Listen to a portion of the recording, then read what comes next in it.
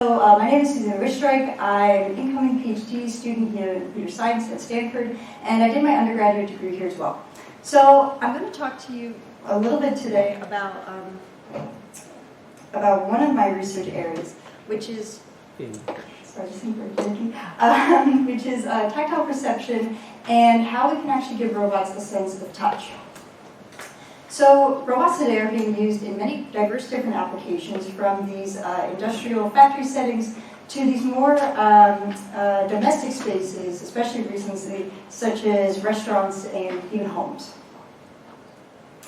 And while there's been a lot of success, robots still struggle quite a bit with dexterous, skillful tasks, often crushing fragile objects or dropping soft ones, or even just failing when vision is blocked.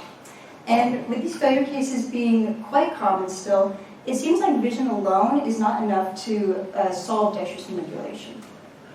So what can we actually do about this, right? Well, we can look to our own biology for inspiration.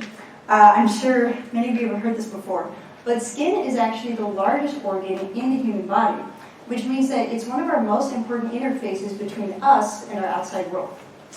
Skin has a couple of very unique mechanical properties as well. So it's soft and stretchable, which allows safe contact when we handle delicate objects. Additionally, human skin is also easily conformable. This allows it to stretch over joints and muscles, allowing humans to have tactile sensing nearly across the whole body. This lets us engage in some pretty impressive tasks, such as buttoning a shirt or retrieving an object from a deep box without actually seeing it. Now, without tactile sensing, I'm sure as you can imagine, robots are effectively blind to important real-time feedback, such as gripping force, how soft an object is, and also whether or not something is slipping from its grasp. So what we want to study here is if we can build a tactile sensor with some of these same properties, soft, stretchable, high sensing resolution, to create more reliable robotic systems. Now, this certainly isn't a new principle. Existing tactile sensors often fall into a couple of different categories that try to emulate the sense of touch. One of them are optical or camera-based sensors. And the way that these work is that you tend to have a unit like this, where you have a soft, deformable gel pad at the front, and then you have these LED lights that shine onto the top of the pad, and then you have a camera that sits way at the back of the unit. And basically what happens is the camera sits and it watches how that surface deforms when it touches something. Here's a video of that we took last year with a sensor called a digit. You can see some contact being made here in the body. It happens to be a pen, and it's able to pick up when this pen gets rotated in the robot's hand. So I'm sure as you can imagine, because it's camera-based, they can have really impressive resolution. So you're able to identify these really fine-grained textures for particular objects that a robot might be interacting with. However, they also tend to be a little bit more expensive, both in dollar costs and in actual computational costs as well. And the reason why is because essentially what you're doing with these is adding an additional video stream for every single tactile sensor you have. So videos are actually still pretty expensive to reason over, and the reason why is because they're very high dimensional. So not only do you have your height and your width, but you also have your time channel. So if you want to scale an optical-based system, even to say like 1 pad per finger, this quickly becomes pretty difficult. They also tend to come as a packaged unit, which makes it pretty difficult to customize to, say, the curved surfaces of a robot. Okay. Now, another line of research in tactile sensing are these magnetic-based sensors. These usually work by embedding really small magnets into a soft, flexible surface, and then placing magnetic field sensors underneath. Now, what happens is when something touches and deforms the surface, the magnetic field gets distorted.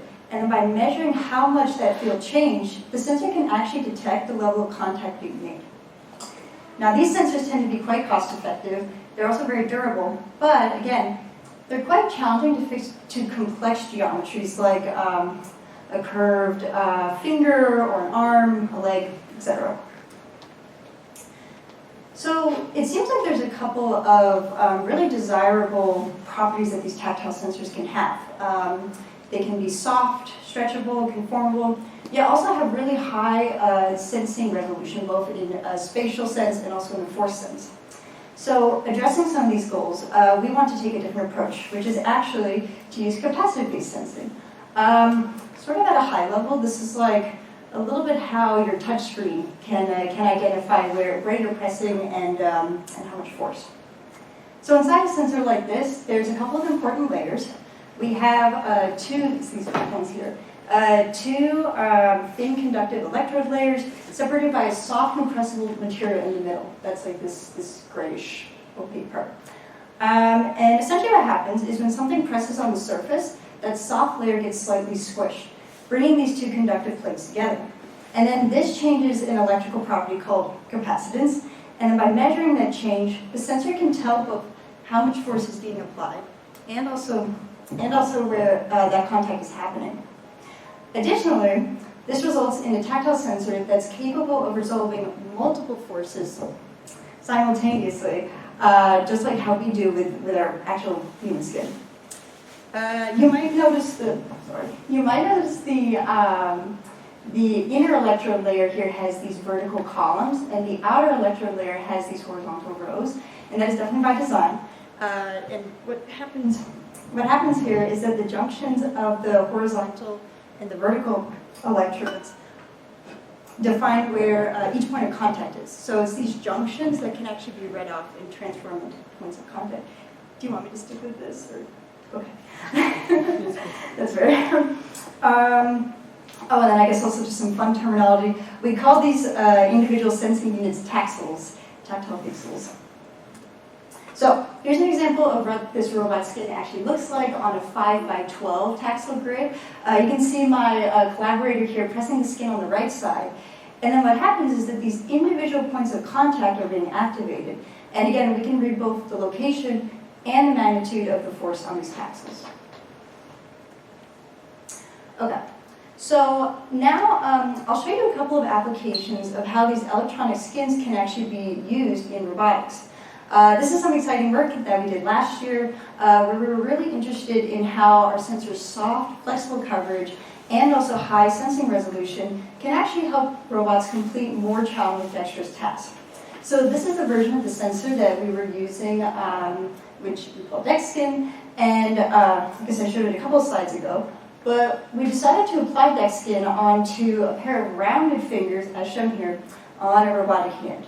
And then this notably allows for tactile sensing not just on the inside pads of the fingers, but also on the rounded sides of the fingers and on the fingertips as well. It covers 294 degrees of the finger circumference. And then we take this whole sensing unit, so both the sensor and the hand, and we apply it onto, or mount it onto a robotic arm, shown here.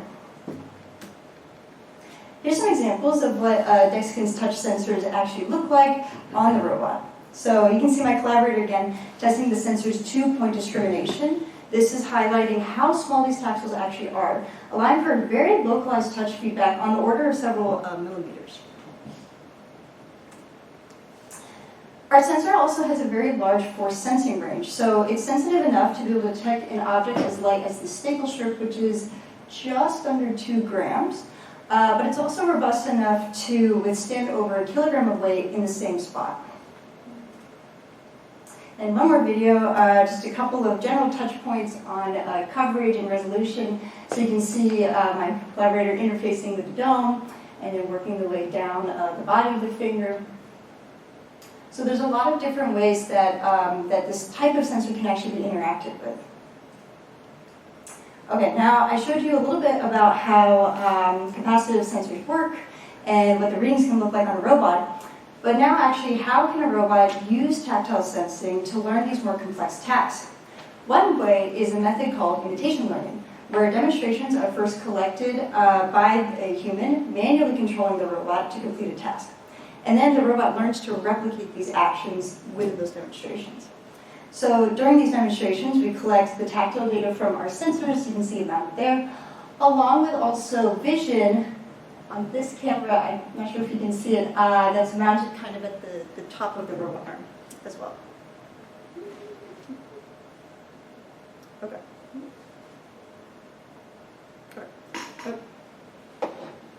Testing. Okay, excellent. Okay. Additionally, in our case, what we do is we train the robot via a method called diffusion policy, which at a high level works by iteratively refining a noisy guess about the robot actions into a precise sequence, given the current sensory cues. So in this way, the robot is able to associate these sensory cues, both tactile, vision, etc., to execute the correct sequence of actions. So with this learning pipeline, we want to test a couple of different tasks. The first task that we had our robot do was to use this tactile sensing ability to evaluate if it could sense the in-hand orientation of an object, in this case a pen. So we tasked the robot to pick up a pen and reorient it against the cabinet, only using tactile and joint state feedback. Additionally, we also want the robot to be able to tell when the pen falls or gets pushed out of the correct position, so the robot can go back and fix the position. Abilities like these are actually quite important in real-world applications because accurate in-hand sensing lets the robot know specifically what a tool, where a tool is in its grip without actually having to see it, which is critical for real-world manipulation and also detecting when objects start to slip, which is a pretty big failure case. Also, by the way that we measure how well a robot is doing on a particular task is we run it maybe 50 or 20 times and then just record that success rate and report it. That's what these numbers here are in green.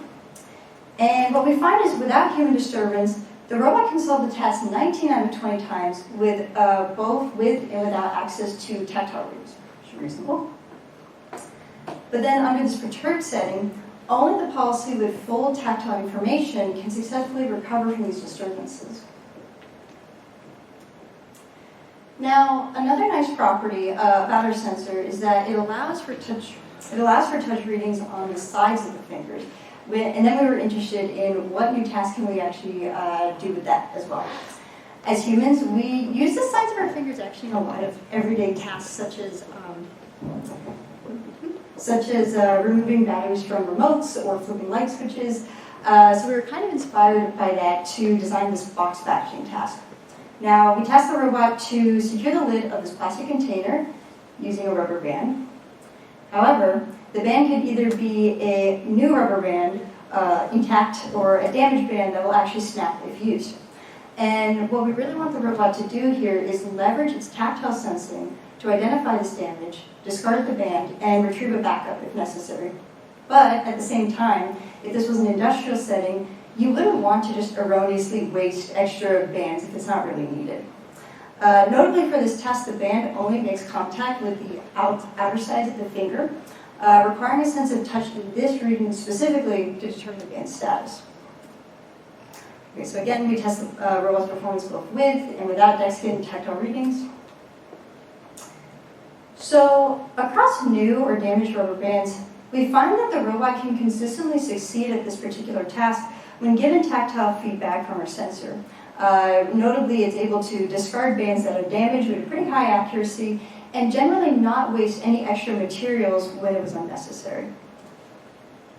Interestingly, when we don't give the robot access to tactile feedback, we find that it tends to default to a single strategy, so regardless of the provided band. In this case, it seems like it just chooses to discard the initial band no matter what, which I guess is a bit wasteful if it was already provided a fine band. Interestingly, we also found that tactile sensing helps to not only determine the band's status, but it also helps with the packaging task itself. So in the damaged band case, once it retrieved a backup, it completed the task only 30% of the time, compared to the 75% of the time when the robot was able to receive tactile feedback. So another nice property about a tactile sensor like this is that it can also lend itself quite well to robots that learn by other methods besides this learning from demonstration type framework. Now, rather than learning from static, pre-collected data, a robot can also learn from online interaction with the world. This is called reinforcement learning, where the robot takes actions in the environments and incurs either rewards or penalties to shape its behavior. This is really similar to reinforcement learning in psychology or training animal behavior, etc. One caveat, though, is that because this type of learning requires clear reward or penalty signals, if you want a robot to learn from the sense of touch, you must define these rewards in terms of precise local regions of contact and force sensing from your tactile sensor. Now, as I've mentioned, DexSkin actually lends itself quite well to this because you have the ability to read not only the direct location, but also the magnitude of these touch contacts. So you're able to define really clear reward definitions in your reinforcement learning pipeline. So what we wanted to do was test how DexSkin can provide such reward signals when handling delicate objects in particular. So for this last task, what we do is the robot must grasp and transport a real blueberry without actually breaking it, which I'm sure, as you can imagine, is sort of challenging, considering even just one excessive force can completely crush something as fragile as a piece of fruit. So the way we do this is we first train the robot from a learning from demonstration manner, just as before, to transport an artificial blueberry without tactile data. The reason why we do this is we want to initialize the robot with a reasonable base behavior rather than having it search the entire space of robot actions that it could do before converging somewhat roughly on this like arm transport behavior. Then we add DexSkin tactile sensing, and by reinforcement learning, we guide the robot's behavior to grasp the blueberry much more delicately. Now, the way that we define a reward function, the robot has to keep two things in mind during this. First, our reward function penalizes tactile forces that are above a set threshold, so we really want to minimize the force that it's applying on this soft object. And then the second thing is that we don't want the robot to completely deviate from its initial base policy, so we penalize large action changes above some delta threshold. We then let the robot repeat this task many, many times, collecting rewards based on its behavior. So what we find here, it's actually kind of interesting. We have the force and action rewards plotted on the robot's actual course of learning during interaction with its environment. And what we have essentially is just time is on the z-axis, and then reward is on the y, with higher being better. So just for visualization, we split the rewards by these two criteria that we care about.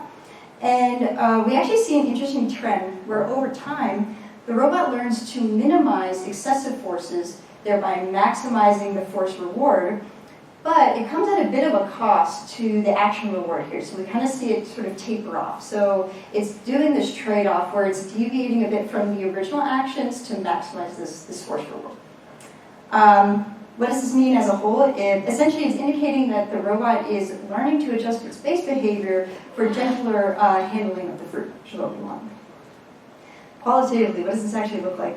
So we see that the original base behavior without any tactile input, which is here, actually tends to apply pretty excessive forces on our soft object, often just damaging the berries.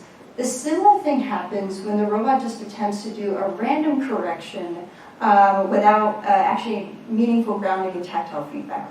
However, when the robot learns from tactile feedback, the behavior becomes much more delicate. This is a bit of a funny slide. This is also qualitative. This allows us to see how tactile sensing like DexSkin can not only help robots that were initially trained without any tactile sensing to improve their behavior, but also how a sensor like DexSkin can really be used to leverage its localized readings to design these really customized reward functions in applications like reinforcement learning. Okay, so I talked to you all a lot today about tactile sensing and what it means for robotics. Here's a couple of key takeaways. First, it seems like touch could be a missing piece in robotics, particularly for these more challenging dexterous tasks.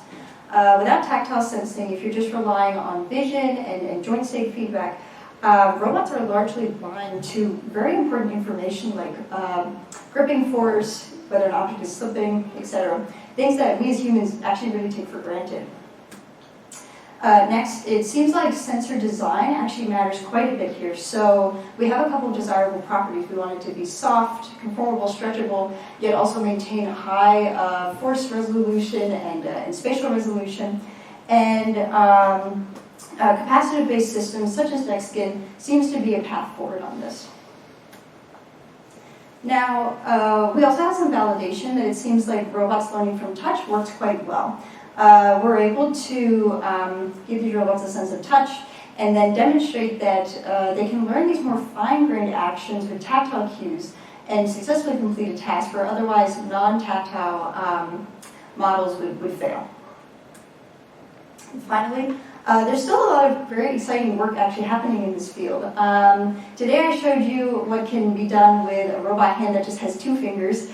But humans have more than 2 fingers, so there's a lot of exciting work if we actually scale up to a more dexterous morphology. Here's kind of an example, prototype example here. So this one has 4 fingers, and we apply a tactile sensor to its palm. I'm also excited about a lot of applications that can be used for sensing like this, such as industrial, healthcare, domestic, etc. And I guess a general premise is, as these robotic systems continue to scale and become more common in our human spaces, we're really going to require advanced perception systems that reduce failure and keep safety and performance as a top priority. So thank you for letting me share today and bearing with my microphone. And I'm happy to take any questions.